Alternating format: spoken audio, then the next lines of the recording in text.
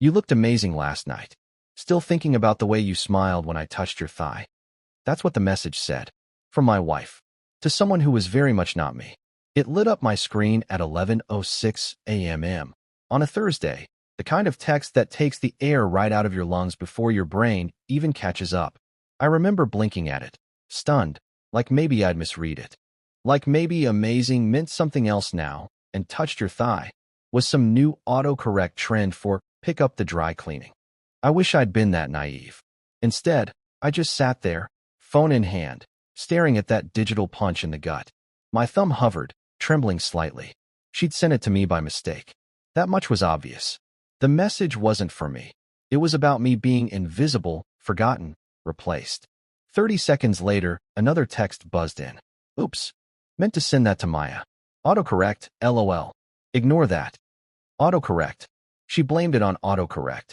My wife of 7 years. The woman who could tell the difference between a Merlot and a Cabernet with one sip. Who color-coded our vacation spreadsheets. Who once yelled at me for using the wrong emoji in a birthday message to her sister. That woman wanted me to believe, you looked amazing last night, was autocorrect. She didn't even spell Maya with a Y. I didn't respond. Not right away. I sat on the edge of our bed, still warm from where she'd kissed me goodbye that morning, telling me not to forget to water the basil. I stared at that text like it was a riddle. Part of me wanted to believe her, wanted to believe anything other than the truth. But something in my chest, something old and quiet, like a locked box buried deep, clicked open. I'd felt it before. Whispers I'd shoved aside. Her laughing too hard at someone else's joke. The way she angled her phone away when I walked by. It's nothing, she'd said. Just work stress. You overthink everything. She was right. I did overthink. I overthought when she stopped asking about my day. I overthought when our Friday night rituals became solo Netflix nights. I overthought the new lingerie I never saw, the passwords she changed for privacy, the way she looked away just a second too long when I told her I loved her. But that message? That wasn't overthinking. That was a flare shot into the night sky. That was the truth, naked and pixelated. I didn't reply. I didn't confront. Not yet. Instead, I did something I'm not proud of. I opened her laptop. It sat on the kitchen counter, still humming softly from whatever she'd been working on that morning. She always left it open, said locking it was a hassle. I knew the password. Her birthday. The same one I'd memorized a decade ago. I felt like a thief. But when the screen lit up, and I saw her chat history, the guilt vanished. There it was. His name, L. Just the letter. Minimalist. Discreet. I clicked. The thread was a mile long. Pages and pages of messages that made my stomach churn, not just because of the flirting or the late-night rendezvous. It was the intimacy. The in-jokes. The way she talked to him like he was her home, her anchor. Things I used to be. I love how safe you make me feel. You actually see me. You're the only real thing in my life right now. Each word was a pin in my chest. And then I found the photo. Just one. Nothing obscene. Just her. In that yellow sweater she swore she hated, smiling like a teenager. She'd sent it to him with the caption, "Missed this face yet?" I closed the laptop. Carefully. Quietly. I didn't cry. Not then. I went back to the bedroom, lay on the bed, and stared at the ceiling like maybe it could offer me answers. It didn't. That night, she came home with Thai food and a kiss on the cheek. Told me she was tired. Said work had been exhausting. She didn't mention the text. Neither did I. Instead, I watched her move around the kitchen like a stranger. I watched her laugh at a podcast while stirring rice, the same laugh she used to give me. I watched her slip into pajamas, not the silk ones I'd seen in that message thread, just the old cotton ones with the faded stars. And I realized something that shattered me in a way I wasn't ready for. I still loved her, even knowing what I knew. Even with that message burning a hole in my pocket, I wanted to believe it could all go back. That maybe this was some phase, some mistake. That maybe we were salvageable. But then she turned to me and said, "You're quiet tonight. Everything okay?" And I saw it. The flicker in her eyes. The one that asked, "Does he know?" I smiled. Numb. Hollow. Said, "Just tired." But inside, I wasn't tired. I was unraveling. And part of me knew this was only the beginning. She kissed me goodnight that evening. Lightly. Absent-mindedly. The kind of kiss you give a stranger in a dream, a formality, a habit. Not love. Not even like. I lay awake in the dark, listening to the soft cadence of her breathing, counting every rise and fall of her chest like I was waiting for something to happen. For a confession, for her to stir and whisper, "We need to talk." But she didn't. She just turned over and took all the covers with her. The next morning, I watched her pour coffee into her travel mug like she always did. Hazelnut creamer. A splash of oat milk. I used to love that about her. How precise she was about small things. Now it just looked like choreography. Before she left, she leaned in, phone in hand. "Don't forget we have dinner with the Garcias this Saturday. And hey, can you grab toilet paper on your way home?" Toilet paper. I nodded. Sure. She left, and I sat at the kitchen table, alone with 2 chairs, half a banana, and the truth. It had been 36 hours since the message. 36 hours since the ground under our marriage cracked, and I was still pretending not to notice. I went to work. I answered emails. I joined video calls. I even smiled once or twice when someone made a joke about fantasy football. But underneath it all, my mind was a web of what nows. What now that I knew? What now that I couldn't unknow? I kept thinking maybe she'd come clean. Maybe she'd crack under the guilt. Maybe I'd come home to her on the couch, red-eyed and raw, whispering, "I'm sorry. I messed up." And maybe I'd still hate it, but at least I could respect it. But she didn't confess. Instead, she buried it. And that was when I knew. This wasn't some heat-of-the-moment lapse. This wasn't an accidental emotional entanglement. This was a choice. A repeated one. Carefully managed. Compartmentalized. Fed with lies and protected by silence. I started digging. Not in anger. Not yet. But in clarity. That night, while she was in the shower, I went into her phone. She'd changed the lock screen passcode a few months back, claimed Face ID was annoying. But she still used the same birthday passcode for her work phone, and sometimes she forgot which one she was holding. It worked on the 3rd try. There were no messages from L. Nothing obvious. Clean. Too clean. But I found a folder in her notes, disguised as a grocery list. Bananas. Oat milk. TP. Cleanser. L. Equals Thursday, 6:30 p.m. Parkade. Next Tuesday. Hotel. Room 617. 8 p.m. My stomach twisted. She listed him like she listed fruit. I copied everything. Screenshots. Photos. Even a voice memo she'd accidentally saved. Just a few seconds of muffled audio, her whispering something I couldn't quite make out. But the tone said enough. The next few days were strange. Haunted. She acted normal. Too normal.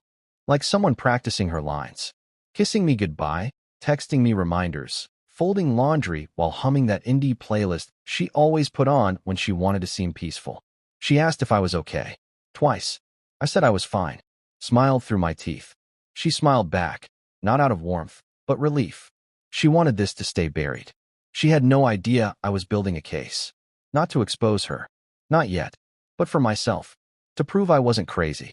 That I hadn't imagined the distance, the late nights, the way her eyes looked past me when I spoke. On Friday night, I followed her. She said she had a late strategy meeting at work. Their Q4 presentation was coming up. I nodded, kissed her temple, told her to kill it. She left in heels and red lipstick. I waited 10 minutes. Then I got in my car and trailed her downtown. She didn't go to her office. She went to the Marriott. Room 617. I parked across the street. My hands were ice. My mouth dry. And I swear, in that moment, I still hoped she was going to a friend's birthday or a surprise spa appointment, or maybe she was moonlighting as a hotel critic. But I already knew. I saw her in the lobby.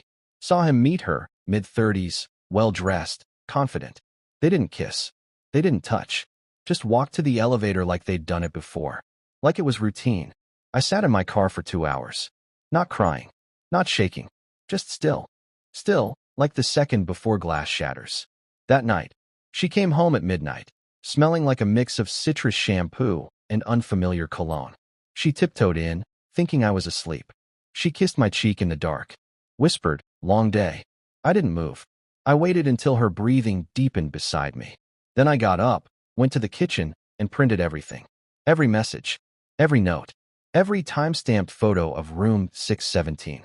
I didn't plan on confrontation. Not yet. Because there was still one thing I didn't know.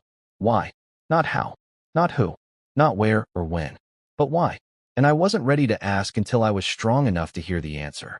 3 days passed after the hotel. 3 days of quiet breakfasts and borrowed smiles.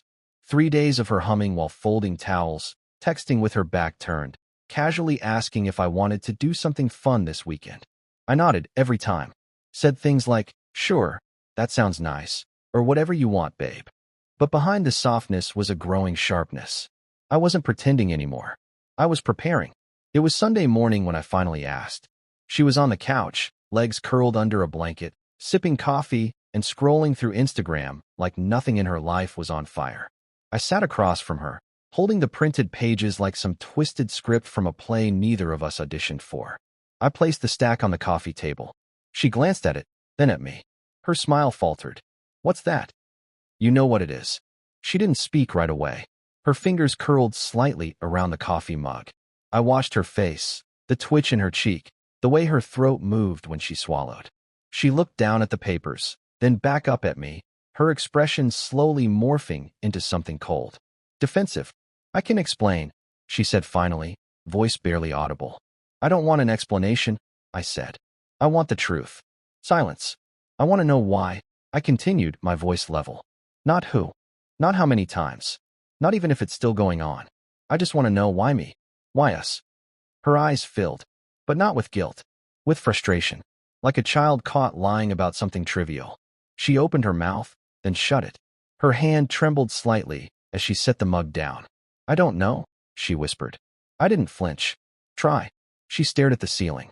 It wasn't supposed to happen. It started out as, "I don't know," a distraction. Work was stressful. We weren't connecting. And I didn't think it meant anything. "You told him he was the only real thing in your life." She blinked. The blow landed. I saw the messages. The hotel room. The texts. "You called him your anchor." Tears welled. I was lost. "No," I said calmly. "You were dishonest. And instead of reaching for me, you reached for someone else. I didn't mean to hurt you. Then you shouldn't have hidden it." She covered her face with her hands. "It just got too far. And I didn't know how to stop." "That's not an answer. That's a retreat." She looked up. Her makeup was smudged. Her eyes red. "You want the truth? Fine." She sat up straighter, like she was bracing herself. I felt unseen. "You were always good, stable, predictable." And I hated myself for resenting that.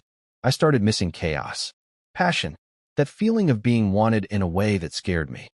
I nodded slowly. "So instead of building that with me, you sought it elsewhere." "I didn't think you'd notice," she said quietly. That, more than anything, gutted me. "You didn't think I'd notice," I repeated. "Because you thought I was blind?" She didn't answer. "No," I said. "You thought I was safe. You thought I'd never leave." And she didn't deny it. We sat in silence for a long time. The kind of silence that isn't empty, but full, like a room packed with things we'll never say. "I don't hate you," I told her finally. She looked up, startled. "I don't forgive you. Not yet. But I don't hate you either. Because I think hate would mean I still want something from you. And I don't." She nodded. Her lips trembled. "So what now?" I stood, walked to the hall closet, pulled out the duffel I'd packed the night before. "I'm going to stay with my brother for a while. I need space. You should, too." She stood as well, panic flaring in her voice. "We can fix this." I looked at her. "You broke something that fixing won't undo. And right now, I don't want to be someone who can be fixed back into your life." She reached for me. "Please, don't just walk away." "I'm not walking away," I said. "I'm walking towards something. Maybe peace. Maybe clarity. Maybe just a quieter version of myself." She cried then. Really cried. The kind of cry that used to undo me. That used to make me drop everything and hold her until she breathed again. But I didn't hold her this time. I walked to the door, opened it, and paused. "You said you felt invisible," I said, not turning back. "Funny. That's how I felt every day you lied to me." Then I stepped outside, into the crisp air, into my next chapter. And as I closed the door behind me, I didn't feel anger. I didn't feel triumph. I just felt light, lighter than I had in years.